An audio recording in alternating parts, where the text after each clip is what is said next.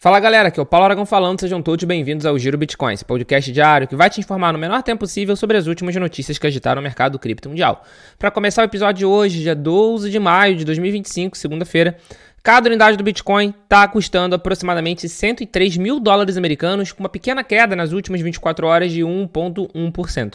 É isso mesmo, o Bitcoin voltou a romper a marca dos 100 mil, chegou inclusive a beijar os $104 mil durante esse último final de semana e nesse instante está em 103 mil, com uma queda de 1% nas últimas 24 horas, mas mesmo assim uma alta acumulada de quase 10% ao longo da última semana. Uma performance bastante expressiva. Mas se a gente olhar outras criptomoedas do mercado, a gente vai ver que dentro desse mesmo prazo estão tendo uma performance até melhor do que o Bitcoin, como é o caso do Ether, segundo maior criptoativo do mercado, que nesse instante está na ordem dos $2.500, com uma pequena alta de 1% nesse último dia, e na última semana uma alta impressionante de 40%. A Solana, sexto maior criptoativo do mercado, também está com uma performance muito boa ao longo desses últimos 7 dias, de aproximadamente 22%. Dogecoin, oitavo maior criptoativo, maior meme coin do mercado, também está com uma alta de quase 38% ao longo dessa última semana.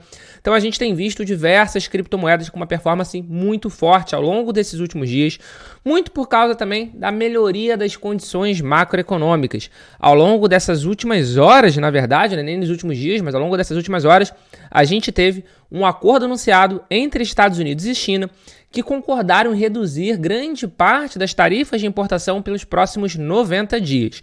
Durante esses 90 dias, as conversas irão continuar, mas de qualquer forma, já é uma sinalização muito positiva para o mercado. Durante esses 90 dias, as tarifas dos Estados Unidos para os produtos chineses, que estava na ordem de 145%, vai cair para 30%. E dos produtos americanos, na importação para a China, que estava no mesmo percentual, vai cair para 10%. Ou seja, os países sentaram, conversaram, chegaram a um acordo por pelo menos 3 meses e agora vão buscar um acordo mais duradouro, segundo declarações do próprio governo de Pequim. E isso, naturalmente, está fazendo com que o mercado acionário americano, por exemplo, esteja reagindo super positivamente. O mercado está cerca de 1 hora aberto e a gente já está vendo o S&P 500 com uma alta de 2,3%, a Nasdaq com uma alta superior a 3,4%, Dow Jones com uma alta de quase 2,2%, e isso para o mercado acionário é muita coisa. E no S&P 500, inclusive, a gente consegue ver que as empresas que têm uma maior relação com a China, que são as que mais estão ganhando ao longo do dia de hoje. A Apple está valorizando mais de 5.000%, a Amazon está valorizando mais de 7,7%, a Nvidia mais de 4%, a Oracle mais de 3%, Google também mais de 3%. Então, esse acordo, sem sombra de dúvida, está ajudando a mudar o rumo dos ventos do mercado, das condições macroeconômicas de uma forma geral. E na sexta-feira a gente já conseguiu ver isso também nos ETFs. O ETF de Bitcoin Spot, a gente teve um inflow de 3.335 unidades de BTC. E no ETF de Ether Spot, a gente teve um inflow de 7.976 unidades de ETH, o que em dólar americano dá cerca de 17,6 milhões de dólares. Na semana passada, o ETF de Bitcoin fechou no verde.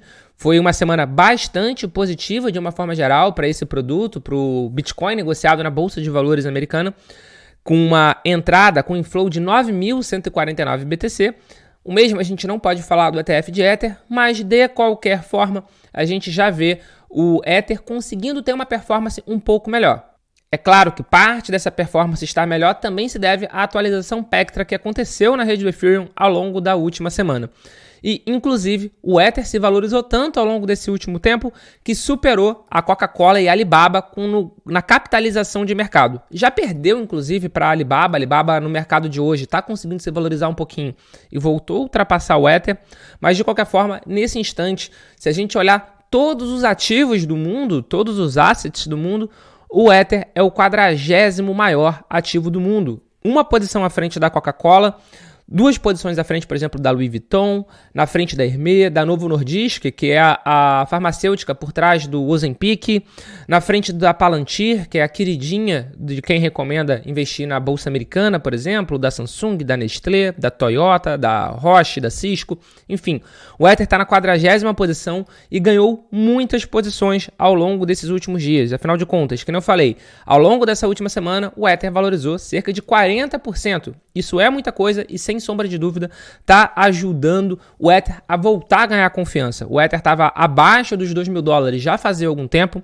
Só dele ter conseguido romper a marca dos $2.000 já era bastante importante, é bastante simbólico. E ele conseguiu esticar essa alta e está conseguindo se manter, inclusive, acima dos $2.500. Fazia um tempo bastante razoável que o Ether não atingia essa posição. Para vocês terem uma ideia, ao longo do último mês, o Ether está com uma valorização de 52% e diminuiu as perdas, se a gente olhar o período de 12 meses, o período de um ano, para cerca de 14%. Nesse momento, está com os investidores do Ethereum estão bastante otimistas e agora a gente vai acompanhar de perto para saber se essa tendência vai continuar. Mas de qualquer forma, momento muito importante para o mercado cripto, tanto para o Bitcoin, que tem se mostrado mais resiliente do que nunca, quanto para o Ether, que voltou a ganhar força após um longo período de crise. Dando continuidade ao episódio de hoje, no domingo, na parte da tarde, horário brasileiro, o Michael Saylor, o CEO da Strategy, ele voltou a publicar o gráfico de compras de BTC da Strategy. E quando ele publica isso no domingo, é uma sinalização de que a Strategy vai anunciar novas compras de Bitcoin na segunda-feira. E foi exatamente isso que aconteceu. No dia de hoje, pela manhã, a Strategy anunciou a aquisição de mais 13.390 unidades de BTC, com preço médio de $99.856, atingindo um total de assets under management de 568.840 unidades de Bitcoin. Isso é muita coisa. A Strategy, que nem eu costumo falar, se fosse um ETF, seria o segundo maior ETF do mundo, perdendo apenas para o ETF da BlackRock. Só que, enquanto os 625 mil que estão sob gestão da BlackRock nesse instante, são de diversos clientes, isso é algo pulverizado, qualquer um pode comprar o ETF IBIT, qualquer um pode se expor esse ETF da BlackRock, o da Strategy é apenas da Strategy. Então, ele já detém um percentual bastante significativo de todos os Bitcoin que irão existir para todo sempre. Só irão existir 21 milhões de unidades de Bitcoin e a Strategy sozinha tem 568 mil unidades. Isso é muita coisa e faz com que a Strategy seja a maior detentora corporativa por muito do Bitcoin. E essa cartilha da Strategy tem se espalhado ao redor do mundo. Cada vez mais empresas têm comprado Bitcoin como uma espécie de investimento, de fato, pensando no longo prazo, o que é, por exemplo, o caso da Metaplanet, que já está sendo chamada de Strategy asiática, Strategy japonesa. Eles compraram mais 1.241 Bitcoin, eles estão acelerando a compra de Bitcoin, claramente, desde que eles anunciaram que vão abrir uma subsidiária nos Estados Unidos, vão levantar 250 milhões de dólares para comprar Bitcoins adicionais, eles aceleraram as compras. Eles anunciaram no dia de ontem pela noite, consequentemente já era dia 12 de maio no Japão, né? Eles anunciaram a compra de 1.241 unidades de BTC por aproximadamente 126,7 milhões de dólares americanos. Com isso, eles já atingiram uma marca bastante expressiva de 6.796 BTC. E ao atingir essa marca, com essa nova compra, eles passaram a ter mais Bitcoin do que El Salvador, por exemplo. Se a gente olhar a carteira pública aqui agora de El Salvador tem 6.174 BTC. A reserva estratégica de Bitcoin salvadorenha tem essa quantidade de Bitcoin porque eles fazem um DCA. Todo dia eles compram um Bitcoin. Ontem eles compraram um Bitcoin, anteontem eles compraram um Bitcoin e como a blockchain é pública, a gente consegue justamente fazer esse acompanhamento.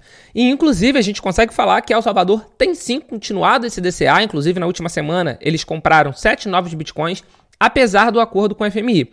Recentemente, eles fecharam um acordo de empréstimo com o FMI e o FMI anunciou que El Salvador não iria mais fazer a utilização de dinheiro público, de dinheiro arrecadado via impostos, via taxas, para comprar Bitcoin. De qualquer forma, parece que El Salvador permanece desafiando essa pressão da FMI de não comprar novos Bitcoin e vai sim continuar fazendo. El Salvador, inclusive, já falou que não vai parar de comprar Bitcoin, que a estratégia Bitcoin de El Salvador é a principal estratégia que eles têm e eles estão muito otimistas com o BTC no médio e longo prazo. E esse foi o Giro Bitcoin de hoje. Para você que chegou até agora, meu muito obrigado pela companhia. Não é inscrito aqui no canal, se está vendo a gente pelo YouTube, se inscreve no canal, deixa o seu like, ativa o sininho de notificação, que isso ajuda muito o nosso projeto a ter continuidade. Se você está escutando a gente por algum streaming de música, como Spotify, Deezer ou Amazon Music, passa a seguir o podcast por aqui, dá 5 estrelinhas pra gente, que isso faz com que o podcast continue ganhando cada vez mais relevância no mercado nacional. Muito obrigado pela sua companhia e a gente já tem um encontro marcado aqui no nosso episódio de amanhã. Valeu!